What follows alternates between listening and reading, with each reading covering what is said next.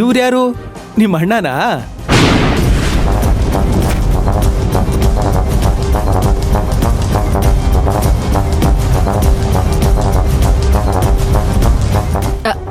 ಅಯ್ಯೋ, ಇವ್ರ ನಮ್ಮ ಅಣ್ಣ ಅಲ್ಲ, ಇವರು.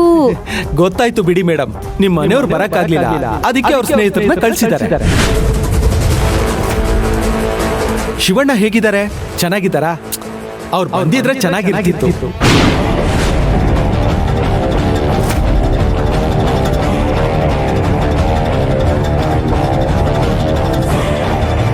ನೀವೇನೇ ಹೇಳಿ, ನಿಮ್ಮ ಶಿವಣ್ಣ ಅವ್ರ ಜೋಡಿ ಹೇಳಿ ಮಾಡಿಸಿದ ಜೋಡಿ ಮೇಡಮ್.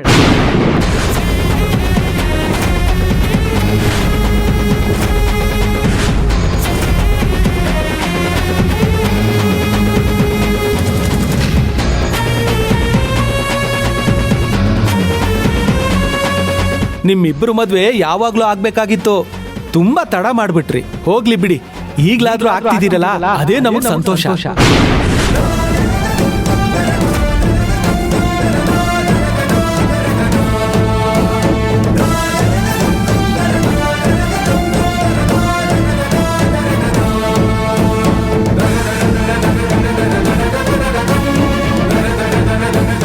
ಶಿವಣ್ಣ ಅವ್ರನ್ನ ಕೇಳಿದೆ ಅಂತ ಹೇಳಿ, ನಿಮ್ಗೆ ಏನ್ ಬೇಕೋ ತಗೊಳ್ಳಿ.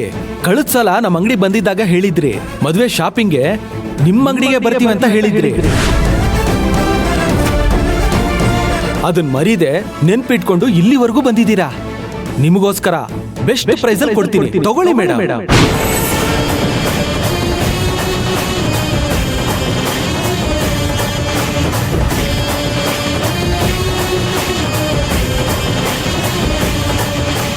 ರೀ, ಸ್ವಲ್ಪ ಸುಮ್ನೆ ಇರ್ತೀರಾ?